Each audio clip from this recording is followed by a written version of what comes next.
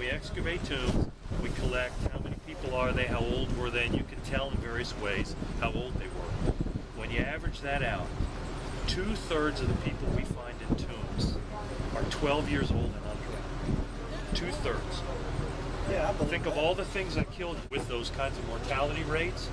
The typical adult or mature female in the time of Jesus would have spent virtually all of her adult life pregnant or nursing. The entrance is right here, behind Bob. See that threshold stone, that big basalt threshold stone there? Right. Right, you've seen enough thresholds now to recognize them. Right. So here is the, see what would be the western wall of the building right here. And Donna is standing on the southern wall of the building. And the northern wall of the building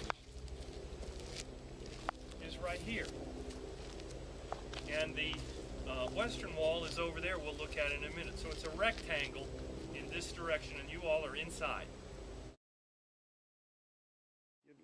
They went down in themselves. Well, staff went down first, and then the students came down. We showed them what we wanted them to do. So how wide is this system? Oh, at the bottom, Yeah. it's probably 15 feet wide and 15 feet in diameter. Okay, yeah. Okay. Yeah. In fact, we brought in an expert, a local expert, and had him look at it first. And he said, "You're fine, no problem." So James and Tyrell Jemison were two Wofford students out of the 4 on that crew. And they went down there and took a section, dug just a trench through that silt, and found 28 perfectly intact water jars of different forms, several of which had never been found intact before. I was just as proud as I could be of James. A little room that's out of view. On top of it would have stood the pulpit where the leader of the synagogue, the guy sitting in that chair, would read from the Torah and interpret the Torah to the people. What do you do with something holy that is worn out? Well, you put it under there. The Hebrew word for that is geniza, a storage place for old scrolls, because you can't throw them out. The other use was to store money, a sort of safe deposit. And we're not quite done, but you can see that there are multiple surfaces here. That these might have been low shelves on which old scrolls were laid.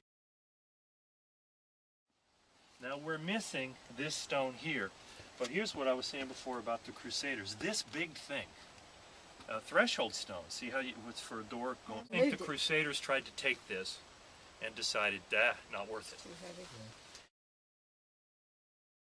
We have a few strange things in here. You can see the earthquake. This is a very large basalt stone.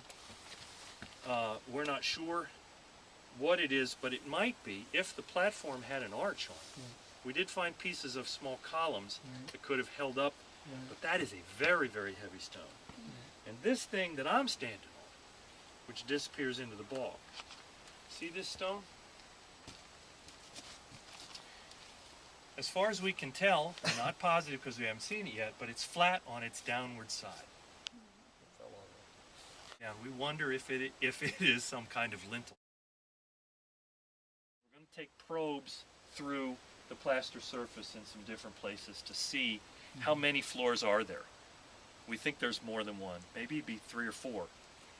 We're going to remove these balks, and we're going to try to find what would be the northeast corner of the building over there if we can.